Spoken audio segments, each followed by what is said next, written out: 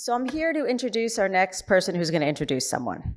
I wanted to come out and say thank you to Chris Severson, who was our curator for the XR for Change Summit today. So I would like to have all of us give a round of applause to her. She's done a tremendous job. Today's going to be inspiring, illuminating, and I have to say, Chris is just one of the most nicest people to work with. So please welcome Chris Severson.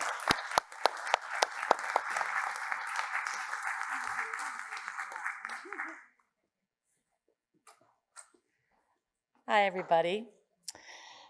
So I'm really excited about today's programming because there's so much going on in our world and in emerging tech. I keep thinking back to this one old adage that I always heard growing up: seeing is believing. Think about that. It's just no longer true. That's just one of the things we're going to talk about today and many of the topics. So if you get bored today, you can blame me. If you become concerned or thought-provoked, good. This is a good day to explore a lot of different topics. So I want to thank you all for being here and for caring about these topics of discussion that we're going to have today. And speaking of, our next speaker is Rebecca Barkin, CEO of Lamina1. In this session, Rebecca will explore how decentralization, AI, immersive technologies will shift next-gen experiences in gaming, entertainment, the metaverse, and beyond. So please welcome Rebecca to the stage.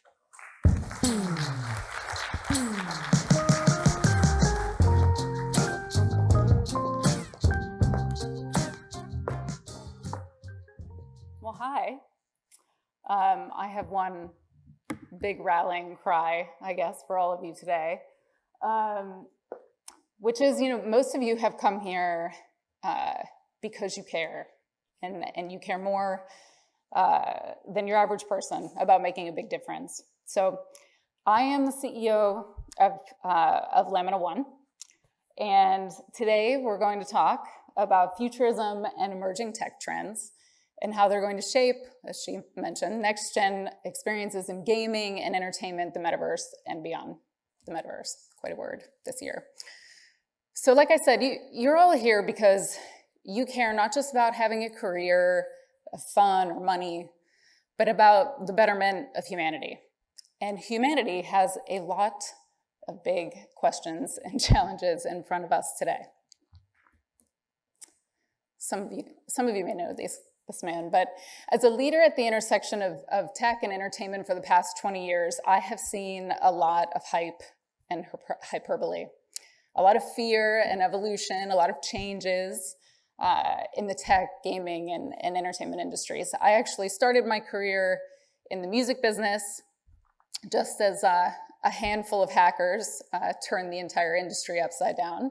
I went to film just in time for it to go through the exact same transition.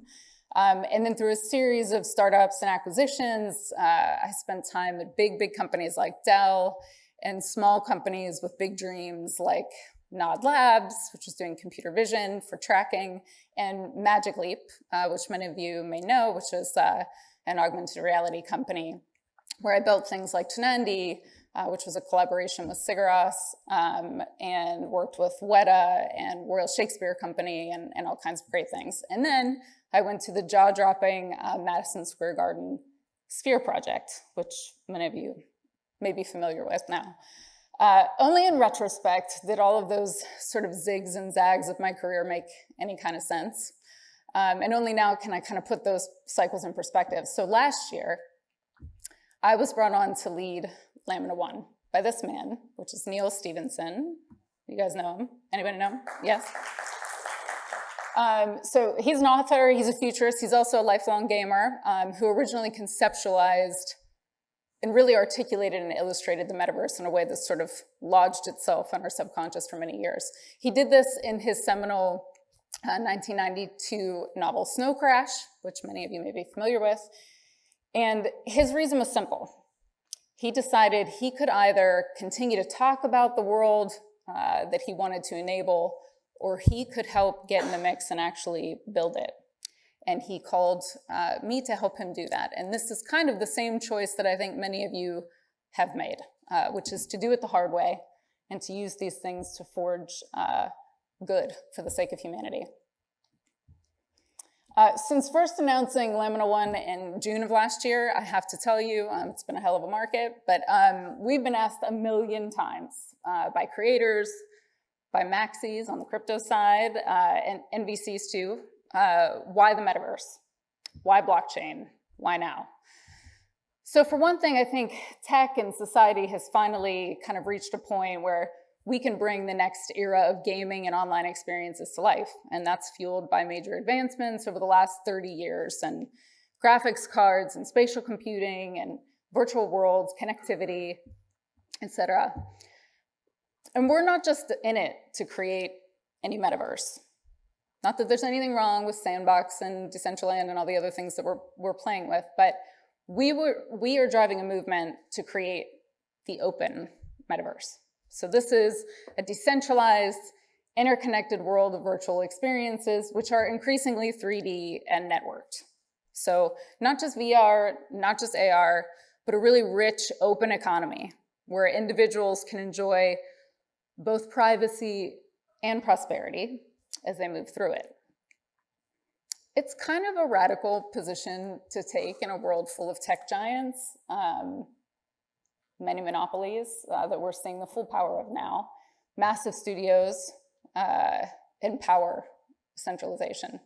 So these three kind of emerging tech trends that we've seen, which we're about to talk about, have together kind of created this perfect storm, which has actually finally enabled us to make Neil's original vision of an open metaverse a reality.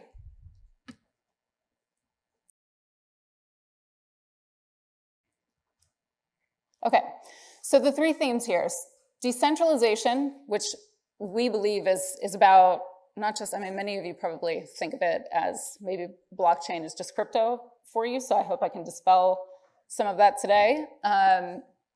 We see decentralization being about returning privacy and prosperity to both individuals and creators.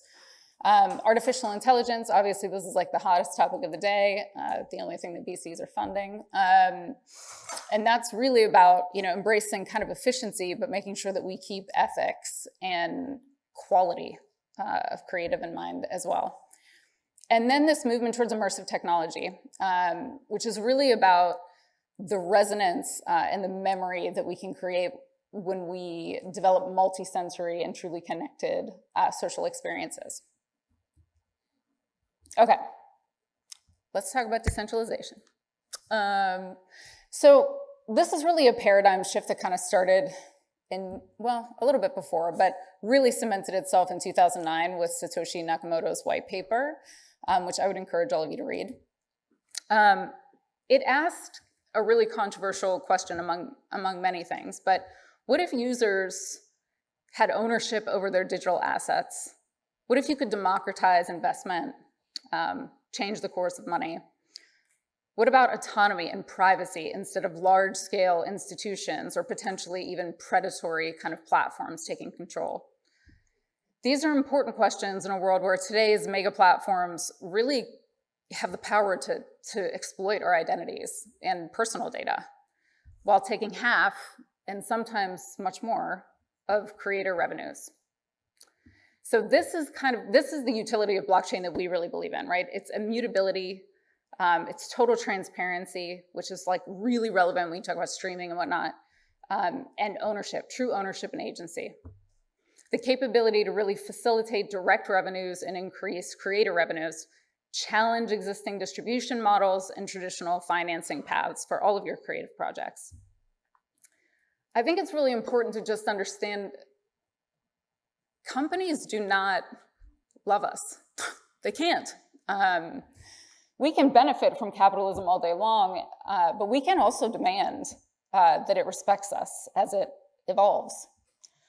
If the money is there and the people are there, it will. Capitalism has always come along and it will continue to come along, but we have to take control.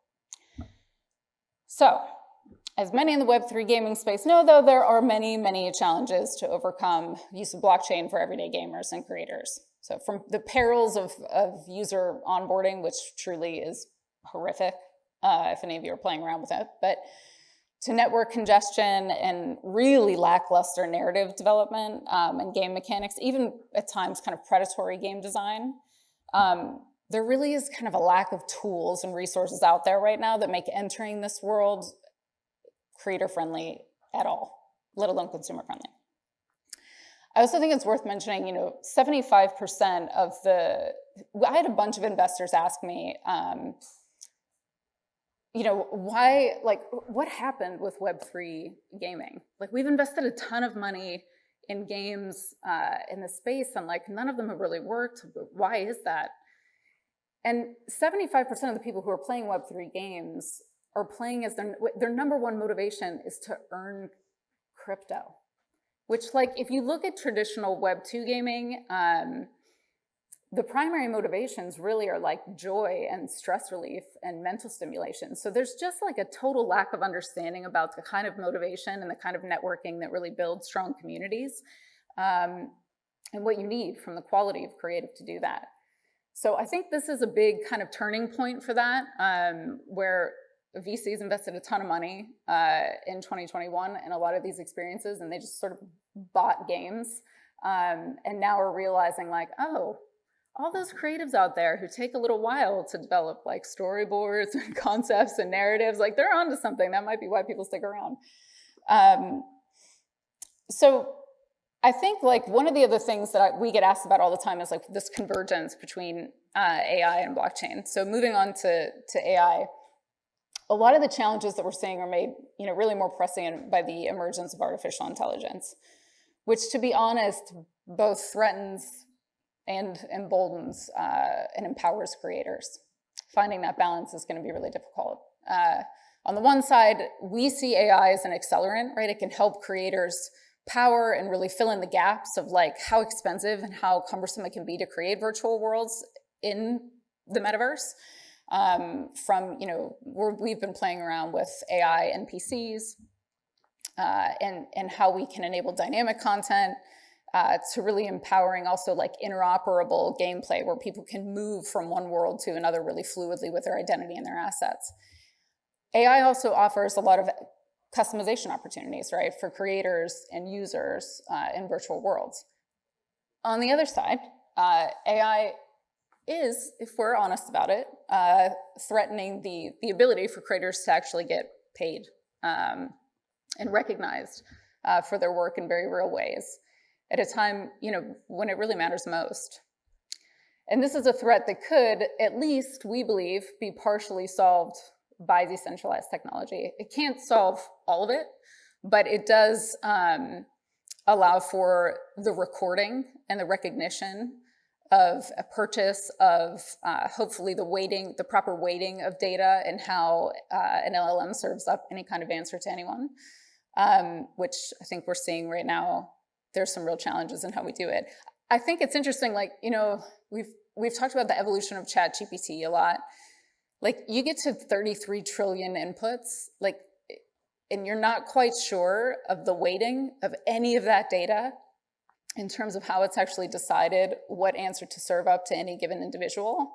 That's where we start to come into some real issues. And we also saw with Stable Diffusion, and I don't know how many of you are playing around with some of these tools like Midjourney and Stable Diffusion, but there was a moment where Stable Diffusion used to allow you to just put in a really quick prompt, and then it was really exciting because somebody who just had an idea could write 5 words and then have concept art to get that idea across. But there was a moment where it used to have a slider where you could actually adjust how much of a reference you use on a particular artist. So you could say, give me a girl that's, riding a Harley through, I don't know, the park and in the style of Monet.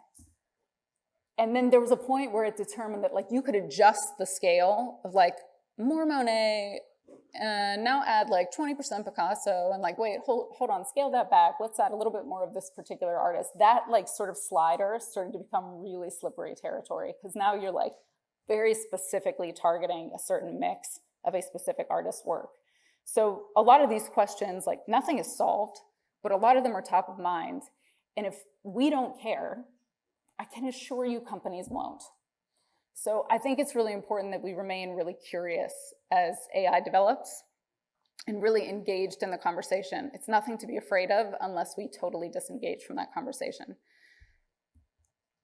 So meanwhile, on the immersive front, and I've spent a lot of time in immersive,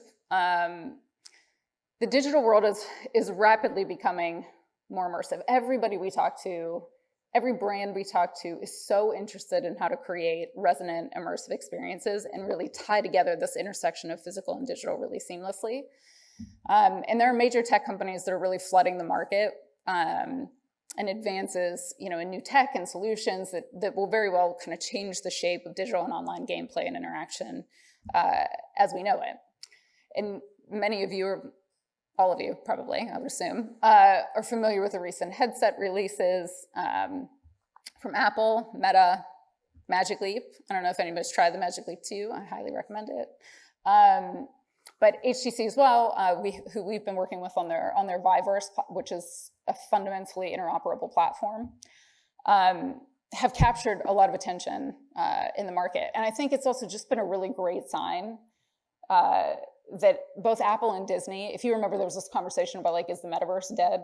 Well, it happens like every 6 months, but in the last 6 months, it was like, oh, Disney's out, everybody's out, Apple's never coming, and then it came, and both Apple and Disney stood side by side, two market leaders with absolutely unparalleled brand trust and complete ecosystems, stood up and said, the work that we're doing in immersive is really important, and these technologies are here to stay. So we think that's really great.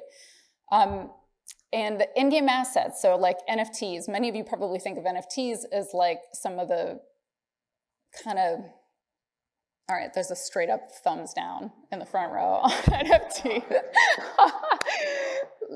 Well, okay, it's fair. There's a point there because I sometimes describe NFTs as like the greatest publicity stunt ever for smart contracts, which is like actually the thing that we care about, right? Which is a technology that should be able to automate and make programmable the asset itself and like the royalties that should be paid against it, the credits that need to be paid against it, the metadata that's really important to go with it. Like that's what actually really matters.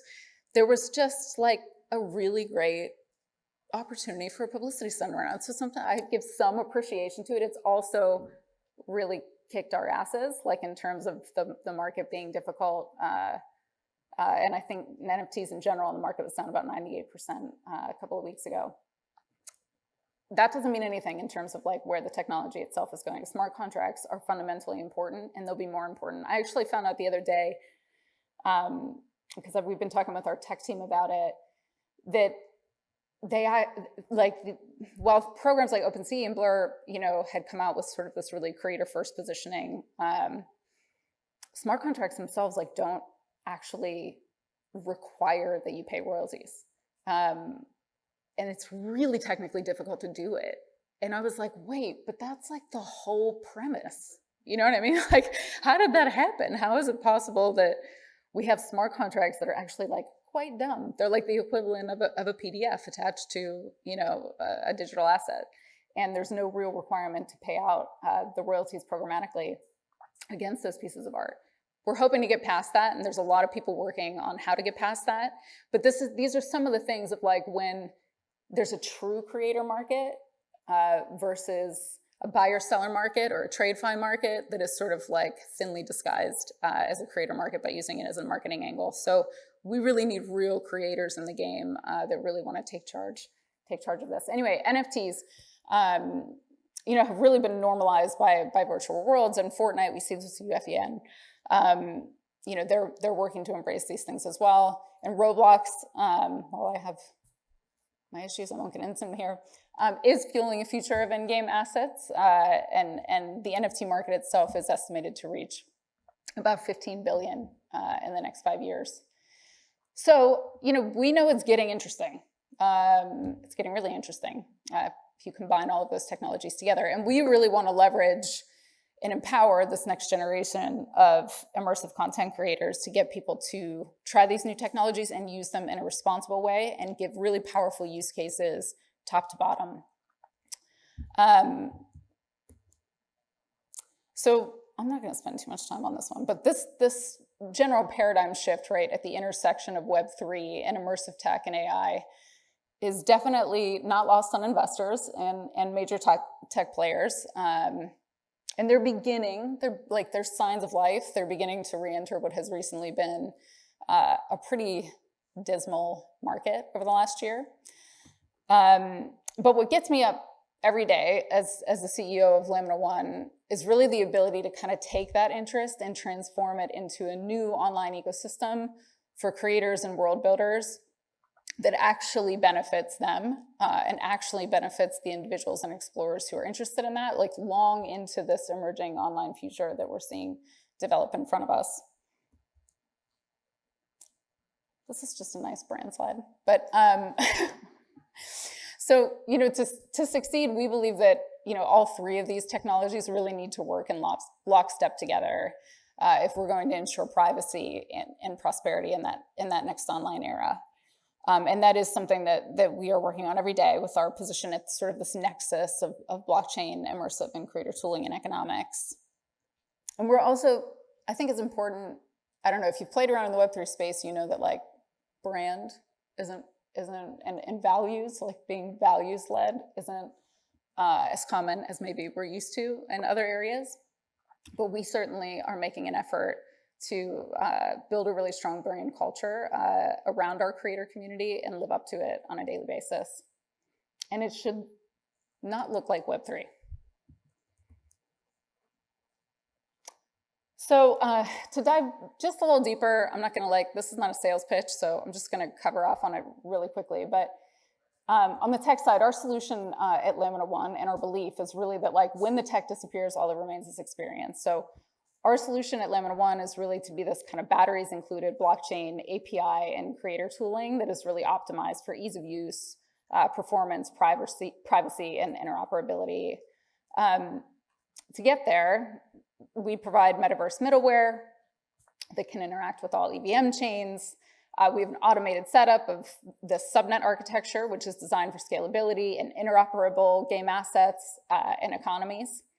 And then really smooth kind of curated integrations that aid creators. So AI, identity, low and no code dev tools, and game engine integrations. So obviously we're hoping to improve the user experience and give, and I think we can do that. We have a lot of people in-house that are very much kind of on the consumer grade product design tip. And we really care about this issue of royalty enforcement solutions. So how do we make sure that there is this immutable record of somebody's contribution to a project and automation of the ability to pay them and at scale.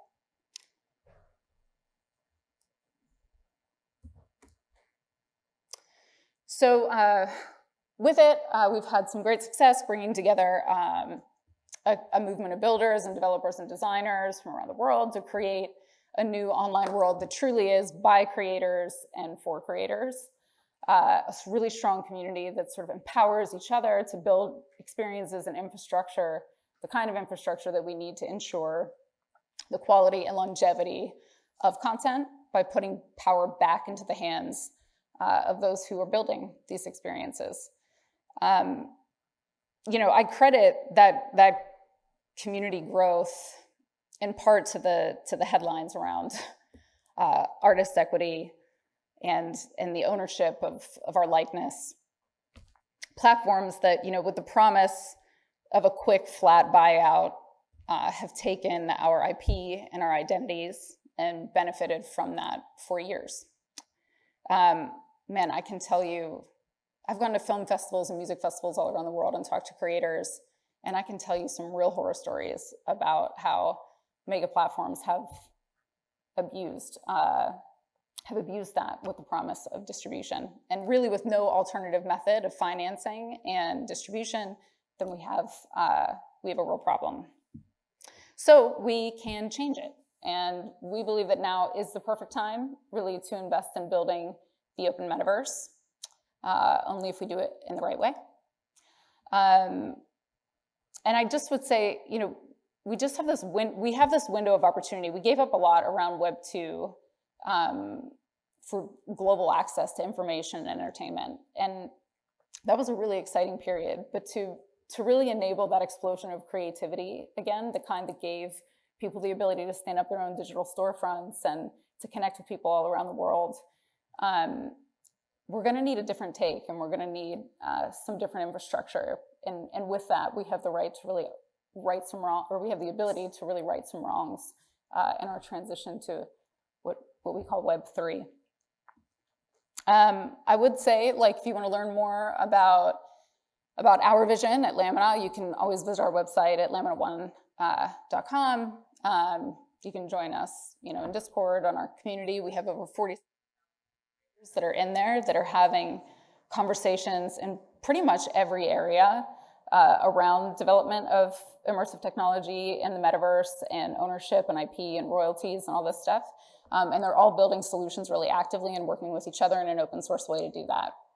And I think that's really critical. And I would just leave this with you. You all, just even by being here at Games for Change, you are the change makers, right? Like, you know better than anybody that stories are far, far more effective than statistics at moving people in one direction or another. And I think together we can really, if we all really get together, the tech and the creative community, we can use this new technology to bring to life a really robust, fluid, and really wildly imaginative, but also open metaverse. Kind of like the one that my co-founder, Neil Stevenson, imagined so many years ago. So I just want to say thank you, and I cannot wait to see all of your creative experiences. So.